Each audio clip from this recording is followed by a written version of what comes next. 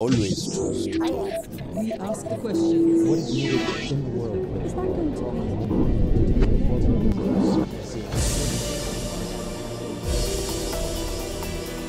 be? Albania's overarching national goal is to join the European Union.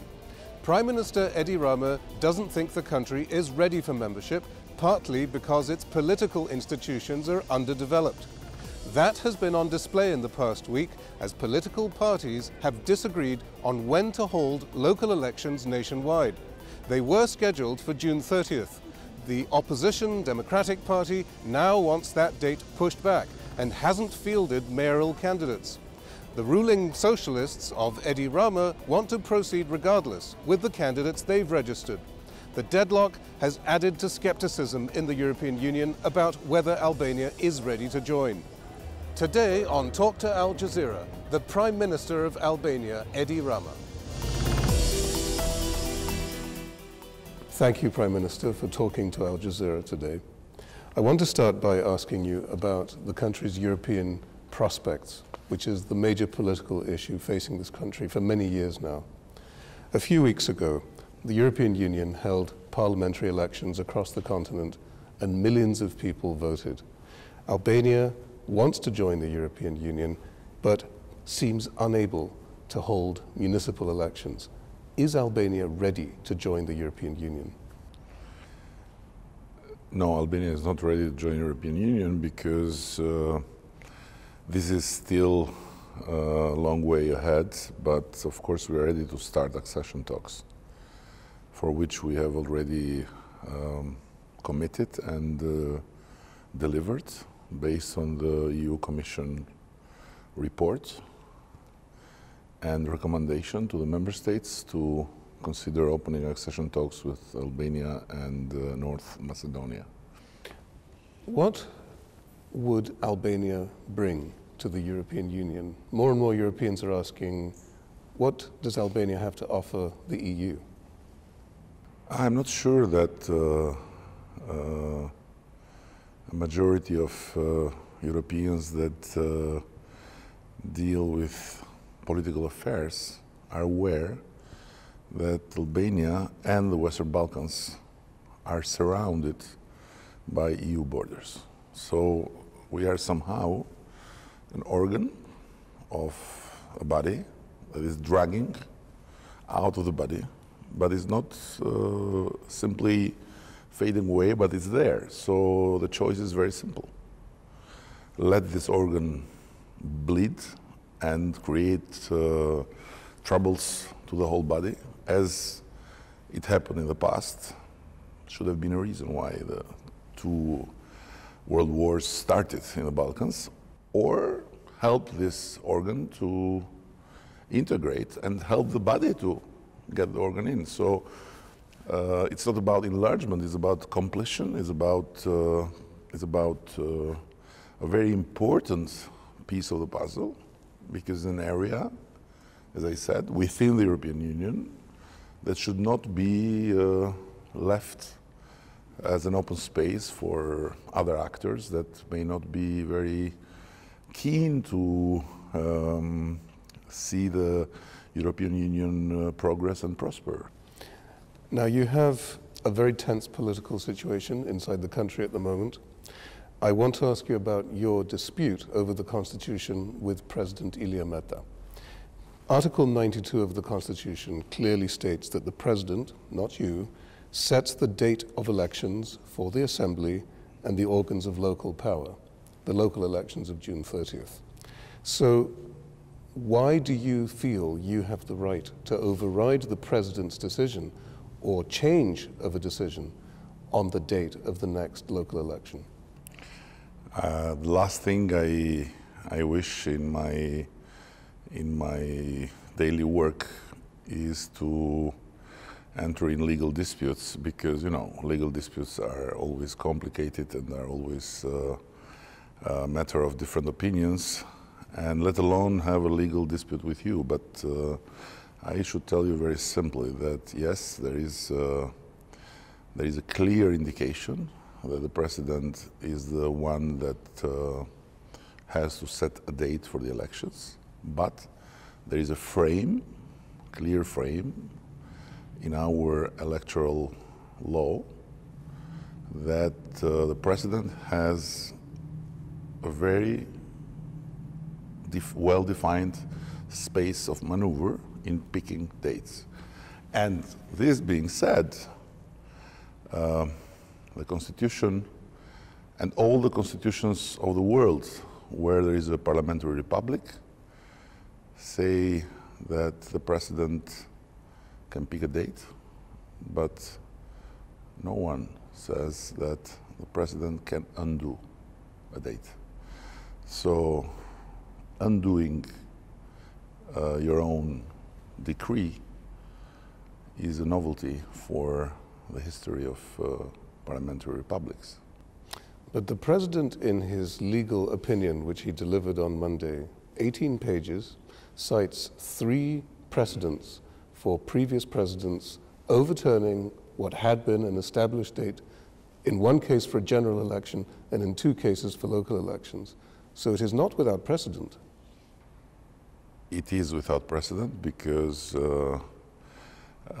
when local elections have been postponed, it has happened in times when we didn't have the same legal frame, and the legal frame has been consolidated exactly to avoid the repetition of this thing. And when general elections were postponed 2 years ago, based on an agreement between parties, it was only 1 week within the constitutional and legal frame, and it was based on a consensus of all political parties. And the then predecessor of our actual president has asked it by written, because otherwise he could not undo. Mm-hmm. Now, your immediate reaction to the president's position was that you were going to have him dismissed. And what we heard was that Thursday's parliamentary debate was going to be a motion for Parliament to ask for the president's removal. But that didn't happen. The resolution you brought instead asked to censure the president. I want to ask you, though, what was your constitutional basis for asking for the president's removal? The Constitution states that the president may be dismissed for serious violations of the Constitution. Do you think that the change of the date was such a serious violation? First of all, what you heard was inaccurate. And again, I have to repeat that we live in a so fast world of news that there is no more time of fact-checking. We didn't say that we would start the procedure of impeachment on Thursday. We just said that, yes, we will start the procedure of impeachment, but there are steps. So the first step was to based on our law, was to take note of the fact and come out with a resolution of the Parliament, taking note of the fact that the Constitution has been breached really violently, because, you know, how possibly in the world, and never happened before in the world, at least in the part of the world where we have democratic parliamentary republics, that once the elections have started, once the campaign has started, the president can say, I'm sorry, I have to undo the date. It doesn't happen. So this is one, this is a stunning violation of the Constitution. The president said that he acted out of concern for public security and democratic stability.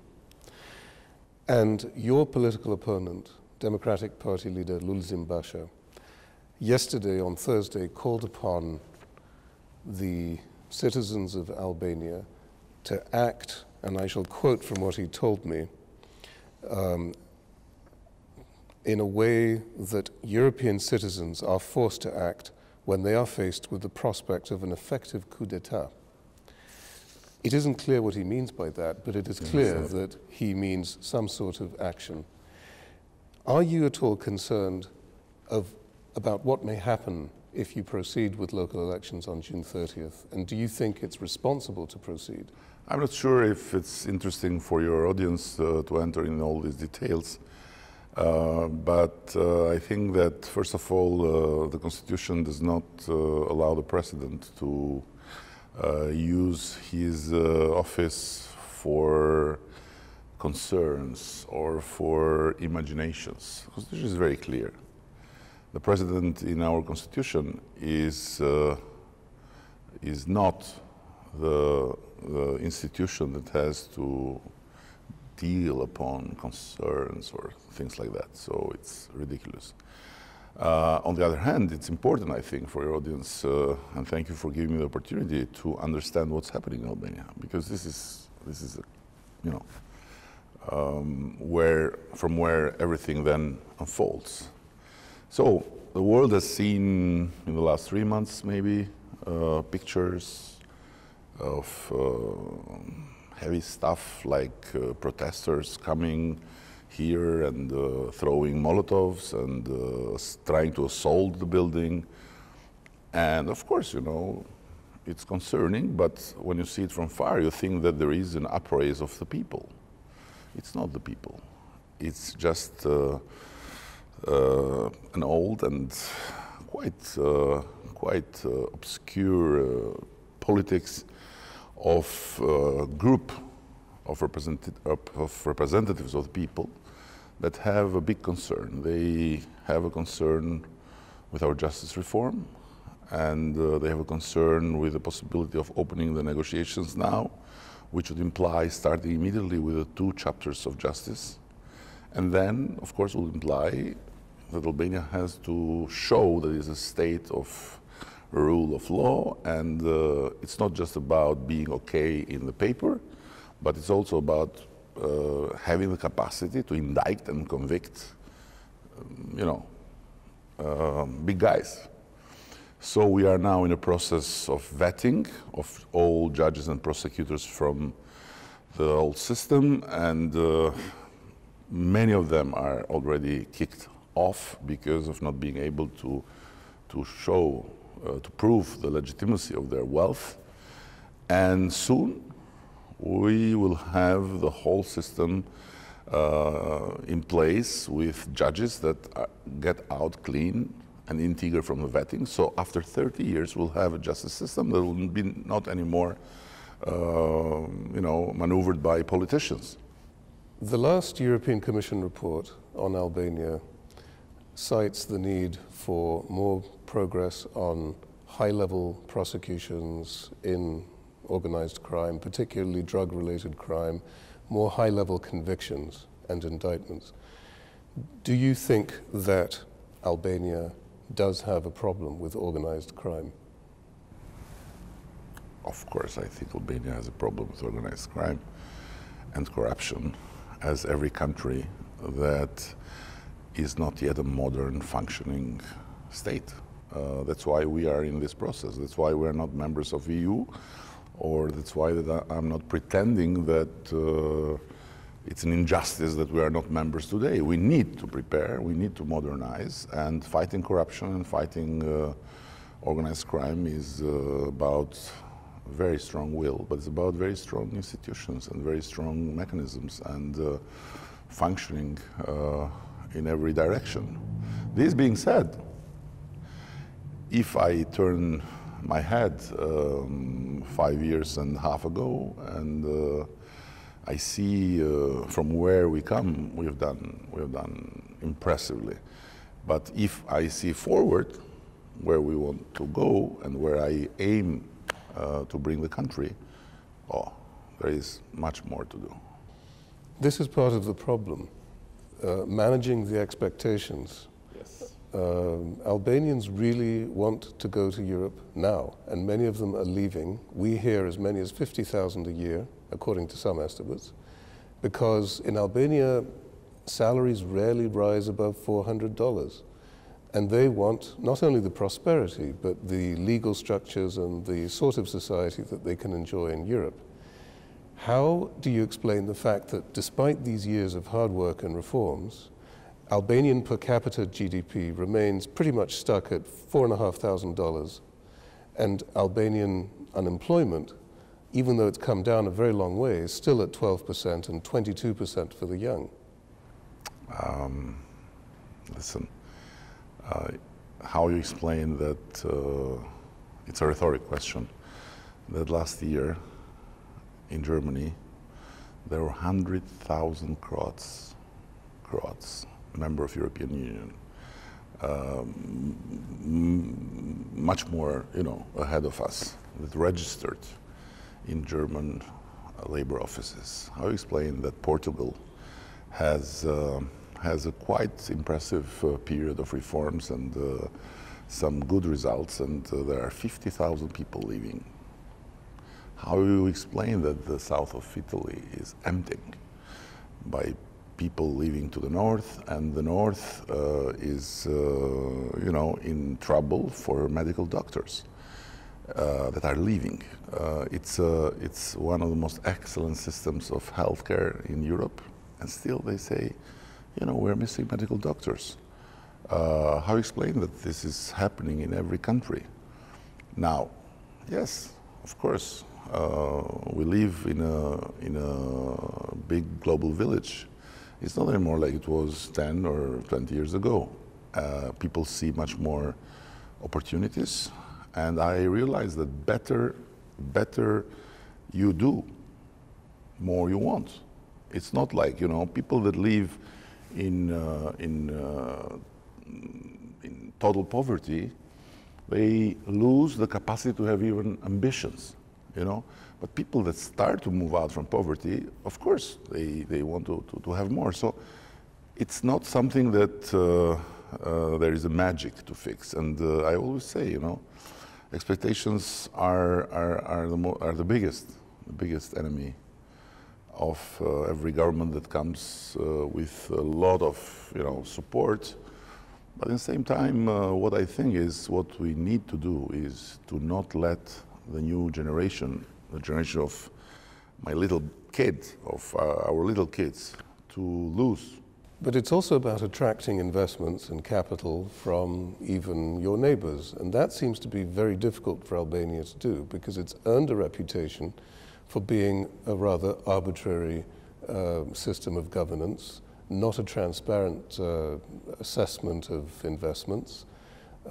There are high-profile cases of investments that didn't happen, like Club Med on the south coast. And there is also a connection to organized crime in this perception. Among Albanians, we hear many people voicing opinions that there are so many members of parliament, even government ministers, who appear to be colluding with organized criminal rings, that they seem not to care about the legitimate economy, but the illegitimate economy, and that the only way to do business in Albania is to be in some way illegitimate. This is the perception, not only of Albanians, but also of many foreign investors. Yeah. How do you combat that? Listen,